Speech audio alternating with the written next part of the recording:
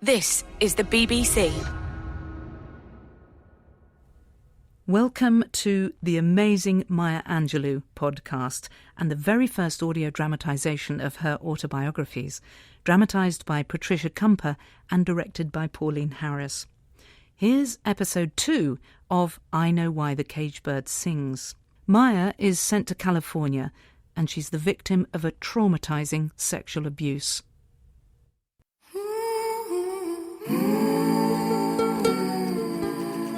Grandmother, or Mama as we called her, cut down a few giveaways that had been traded to her by white women's maids and sat long nights in the back of the store sewing jumpers and skirts for me. Try this on. See if it fits. You be a good girl now. You hear? Don't you make people think I didn't raise you right. I was thinking, should I beg her to let me stay? I'd take over Bailey's chores and do my own as well. But instead, I said, Yes, Mama. We were leaving Stamps to start a new life. Our daddy had turned up out of the blue to take us away. Bailey and I thought we were going to live with him. But instead, he took us straight to our mother. Marguerite. Bailey. And there she was. It is remarkable how much truth there is in the two expressions, struck dumb and love at first sight. Ma, look at her. She's beautiful. Bring those boxes inside. What you staring at, babies? Come inside. My mother's beauty literally assailed me. Bailey, on his part, fell instantly and forever in love. I had never seen a woman as pretty as she was who was called Mother. She's too beautiful to have children. Who would like some lemonade? Me? Vivian, where you put my... Oh, they've arrived. Mother's boyfriend, Mr. Freeman, lived with us. He was a big man, and he was lucky to get her. And he knew it. Marguerite? Marguerite! Bailey and I were afflicted. He tripped over his words, and I sweated through horrifying nightmares. Wake up, child. Mother! It's fine. It's all right. You'll be fine. It's just a dream. Come. You're coming in with me. After the third time in Mother and Mr. Freeman's large bed, I thought there was nothing strange about sleeping there. One morning, Mother got out of bed for an early errand, and I fell asleep again. Don't move, Reedy. Mr. Freeman pulled me to him. He threw back the blankets, dragged me on top of his chest with his left arm. His right hand was moving so fast and his heart was beating so hard I was afraid that he would die. Finally, he was quiet. And then came the nice part. He held me so softly that I wished he wouldn't ever let me go. Maybe he was my real father, and we'd found each other at last. Then... I gotta talk to you, Reedy. Get up. You peed in the bed. But... Reedy, you love Bailey. Yes. If you ever tell anybody what we did, I'll have to kill Bailey. What had we done? We. It had something to do with him holding me. The thought that he might kill Bailey stunned me. For months, he stopped speaking to me. I started to read more than ever and wished to my soul that I had been born a boy. I took out my first library card and spent most of my Saturdays at the library breathing in the world of penniless shoeshine boys who became rich men and gave baskets of goodies to the poor on holidays. Then, when spring came... Reedy? Reedy, come here. He grabbed my arm. I was sure that any minute Mother or Bailey or the Green Hornet would burst into the room and save me. If you scream,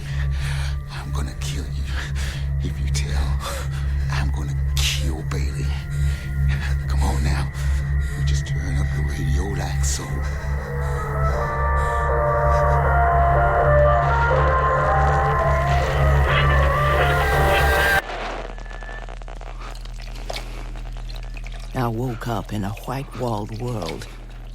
But Mr. Freeman was there. And he was watching. I didn't mean to hurt you, Edie. Look, I didn't mean it. But don't you tell. Remember? Don't you tell a soul. No, sir. I won't tell. It's just that I'm so tired. I'll go lay down for a little while, please. Your ma ought to be coming home soon. You just act natural. Go get dressed. Go to the library.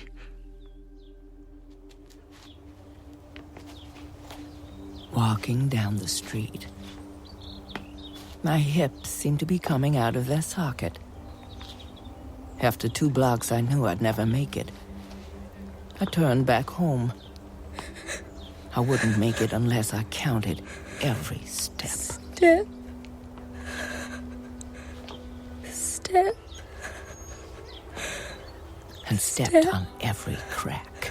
Step on the crack. 1 step at a time. No one was in the living room, so I went straight to bed after hiding my stained pants under the mattress. Well, young lady, I believe this is the first time I've seen you go to bed without being told. You must be sick. The pit of my stomach was on fire. What's the matter, Ma?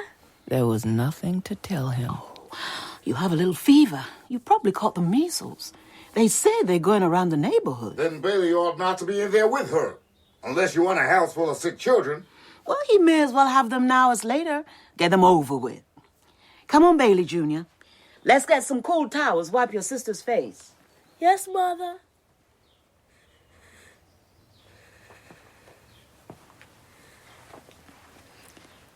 If you tell.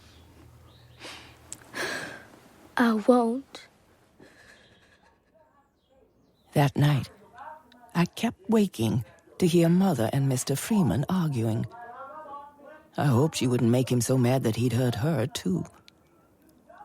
Maybe I slept, but soon morning was there, and Mother was pretty over my bed. How are you feeling, baby? Fine, Mother. Where's Bailey? Still asleep. And Mr. Freeman? He's gone.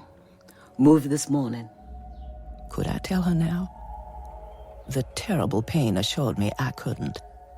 If Mr. Freeman was gone, did that mean that Bailey was safe? That Sunday still comes and goes in my memory, like a bad connection on an overseas phone call. Bailey! Bailey! What is it, Ma? It's okay, Riddy. It's okay. We'll take care of you. She needs to be bathed. Fresh sheets, Bailey. She's sweated clean through these. No! Hold her, Bailey. I can't. She won't let me. Hush, baby. Mama's here. Hush. Easy now. Come on, let Mama pick you up, baby. As Bailey pulled off the soiled sheets, he dislodged the pants I had put under the mattress. Later, in hospital. Ma, you have to tell me who did this to you. You might hurt another little girl. I can't. He'll kill you, he said so. He can't kill me. I won't let him. And of course, I believed him. Bailey didn't lie to me. So I told him. Bailey cried at the side of my hospital bed until I started to cry too. Using the old brain he was born with, he gave his information to my mother, and she told her mother, Grandmother Baxter, and Mr. Freeman was arrested. I would have liked to stay in hospital for the rest of my life. Grandmother Baxter was a precinct captain in the police force, and that gave her great power. Her sons, my mother's brothers, Uncles Tootie, Tom, and Ira, were well-known young men around St. Louis. They all had city jobs, no mean feat for Negro men, but were best known for their unrelenting meanness. They beat up whites and blacks with the same abandon. My uncles were like wild horses in the hospital room, and... What was the defendant wearing? I don't know. I sat with my raging uncles and my family in court, and they rested still on the seats like solid, cold gray tombstones. You mean to say this man raped you, and you don't know what he was wearing? Do you know if you were raped? Mr. Freeman twisted in his chair to look empty threats over to me. Was that the first time the accused touched you? Did the accused try to touch you before the time he, or rather, you say he raped you? I couldn't say yes. Grandmother Baxter and the people in court would stone me as they had stoned the harlot in the Bible. No! Own me, dirty thing, you! Dirty old thing! Mr. Freeman was given 1 year and 1 day, but he didn't serve his sentence. His lawyer got him released that afternoon. 666, have another turn. And you pass go. Here's your 200. I'll get it. Don't you leave my marker on Fifth Avenue, Maya. I intend to buy it. A tall white policeman asked for Mrs. Baxter. I had sworn on the Bible that everything I said would be the truth. The policeman was taller than the sky and whiter than my image of God. I thought you ought to know. Freeman's been found dead.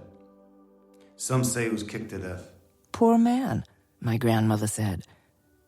But maybe it's better this way. And then the recording dreadful angel, in the guise of the policeman counting out my sins, left.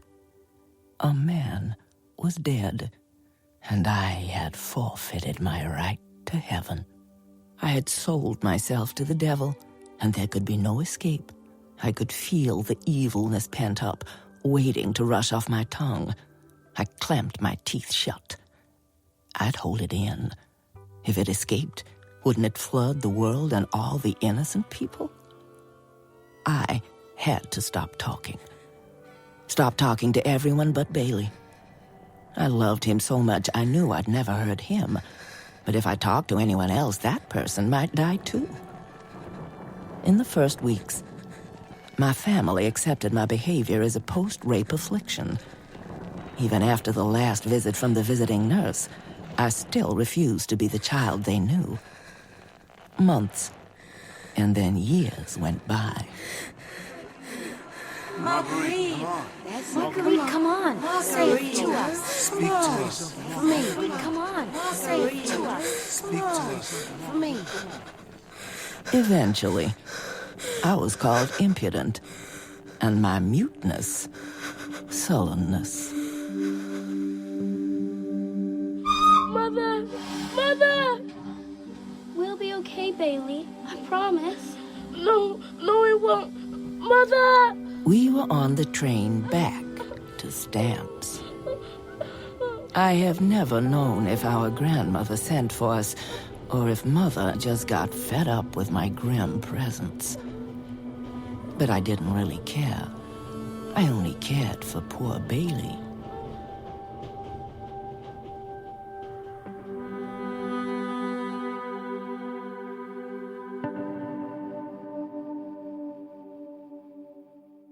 The narrator, Maya, was played by Adjoa Ando. Maya as a child by Indy Jedsal.